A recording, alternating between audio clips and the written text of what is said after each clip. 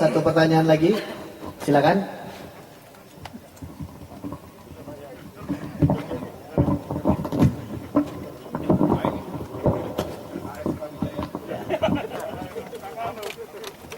Selamat sore Mas Ahaye, Pak Rinto dan semuanya. Sebelumnya selamat buat Partai Demokrat karena dari KLB Deli Serdang ditolak ya di Kemenkumham. Pertanyaan pertama mungkin maaf, nama saya Rahman dari Berita 1 TV. Pertanyaan pertama mungkin pertanyaan klasik karena memang KLB Deli Serdang ini mencoba untuk ke pengadilan PT UN ya untuk kemudian melakukan pengajuan untuk meninjau ADART di Partai Demokrat. Nah, bagaimana tanggapan Mas Ahaye terkait dengan langkah terakhir yang dipakai KLB Muldoko? Yang kedua, di awal-awal ketika kemudian muncul Pak Muldoko di KLB Deli Serdang, kemudian Mas Ahaye, Pak SBY memberikan preskon dan menyebut atau kemudian istilahnya menduga ada keterlibatan pemerintah dalam hal ini dalam polemik yang dihadapi Partai Demokrat.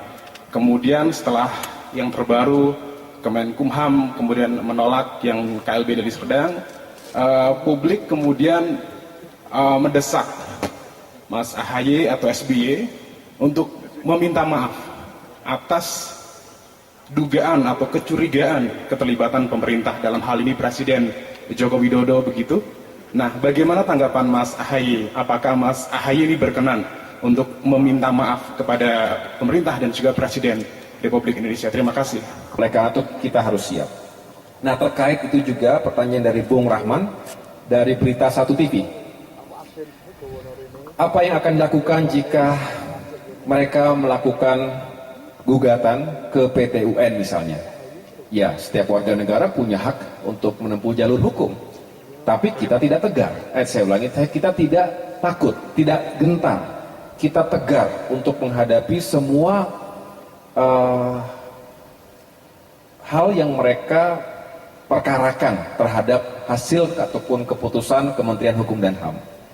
Kita siap juga untuk menjawab apapun itu. Mereka mengatakan ADART kita tidak sah, betul? Mereka. Bagaimana tidak sah? Ketika itu disahkan oleh negara, oleh Menteri Hukum dan HAM, dan juga sudah masuk lembar negara, betul? Itu produk kapan? Produk hasil kongres. Kongres yang sah atau tidak? Yang sah. Dihadiri oleh pemilik hak suara yang sah atau bukan? Artinya itu adalah produk hukum yang sah dan juga telah disahkan oleh negara. Clear. Juga sudah lewat 90 hari. ADART itu katanya batasnya 90 hari ya. Kalau bisa digugat. Sudah lewat 90 hari, sudah jelas lewat dari 90 hari. Oleh karena itu sebetulnya juga tidak ada yang bisa diungkit dari itu.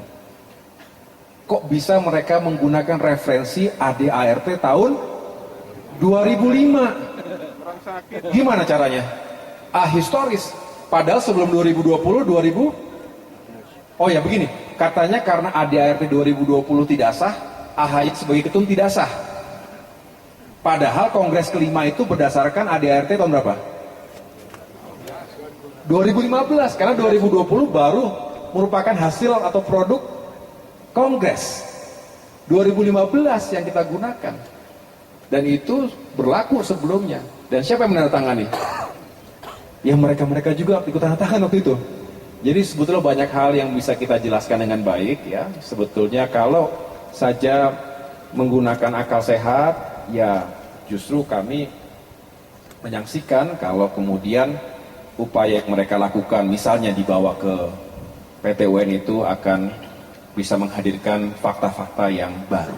Dan tidak ada kaitannya itu semua. Tidak relevan. Karena mereka sejak awal mengganti-ganti narasi seenaknya saja. Awalnya, kenapa harus KLB? Karena harus menyelamatkan Demokrat begini. Lama-lama berubah terus, betul ya?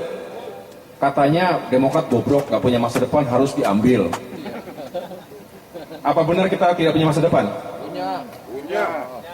Kemudian, alhamdulillah justru kita lagi semakin membaik. Ya, alhamdulillah. Nah yang kedua alasannya karena banyak masalah begitu. Terakhir apa coba? Katanya kita dibilang sudah bergeser ideologi kita. Marah nggak? Marah. Ideologi mana? Justru kita bertanya, Bapak ideologinya apa? Apakah ideologi yang merampas hak orang lain? Apakah ideologi yang mengadu domba? Apakah ideologi yang menebar kebencian dan juga hoax yang membabi buta? Ideologi semacam itu jelas tidak ada tempatnya di Partai Demokrat.